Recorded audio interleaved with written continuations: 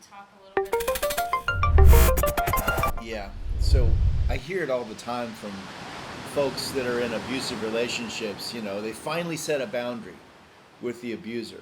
And then the abuser, like, they move out, or they have the abuser move out, or they do a formal legal separation, or some sort of real strong boundary. Then the abuser has an epiphany, and they are going to change, and they're going to be the person that they're supposed to be, and yada yada yada. Um, that quote came from seeing that happen over and over again. So the abuser has a revelation, right? And they're going to change, okay? But that doesn't lead to actual transformation.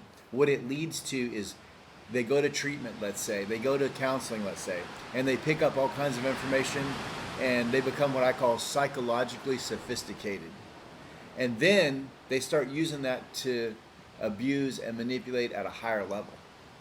So revelation minus transformation is just another kind of manipulation.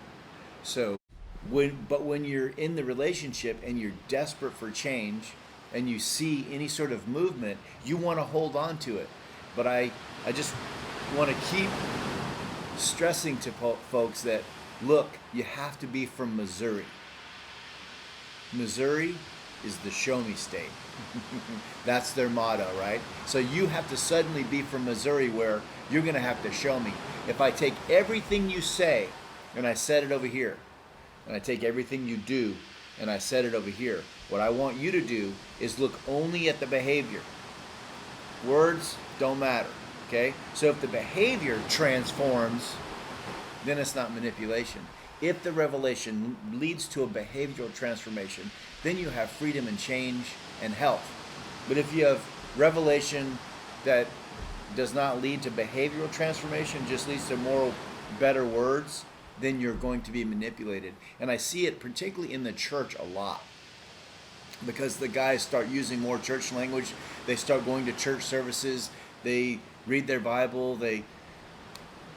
But in the end, they're still manipulating, self-centered. Look, somebody who gets to the place of abusing their spouse at that level is not going to change quickly, no matter who they are.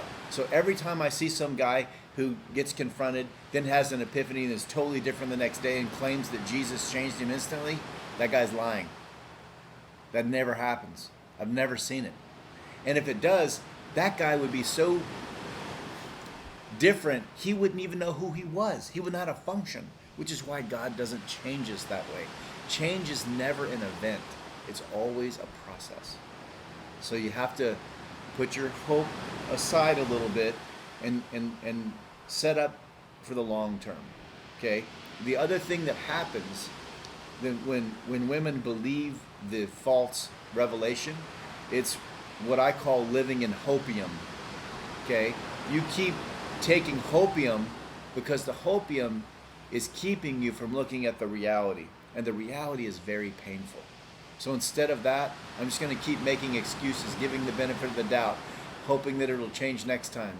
And in that hopium, you're elongating the process of you being harmed and whoever you're taking care of, your children. So I would really encourage you to back off on your hopium doses and increase your reality doses. And if the behavior doesn't change, don't be manipulated.